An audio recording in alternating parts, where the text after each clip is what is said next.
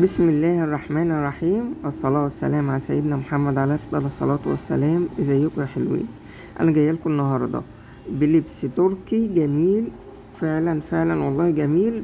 بس جاي أقول لكم الستات اللي عندها بطن تلبس ايه وما تلبس ايه. يعني بصوا، أي واحدة عندها بطن تلبس النظام اللي أنا جايبه لكم ده. الجاكيت اللي بيغطي البطن، ويا ريت بلاش الحزام، يعني زي ما هي عاملة كده، بلاش الحزام. الكسر ما تبقاش كتيرة، وتبقى من عند البطن مفيش، يعني من الجناب كده زي ما هي موجودة كده زي ما انتوا شايفينها. الكسر برضو تبقى معمولة لتحت مش لفوق. لما بتبقى معمولة لفوق بتظهر البطن اكتر. وياريت الكسر تبقى عريضة شوية علشان تداري برضو البطن.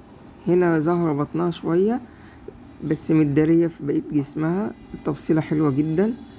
وصلتوا معايا لغاية هنا، اللايكات بتاعتكم. عايزة اشكر اهل الجزائر شكر جزيلا جدا جدا جدا ليهم، والمغرب والسعودية، كل دول بشكرهم، بيبعتولي كومنتات حلوة جدا.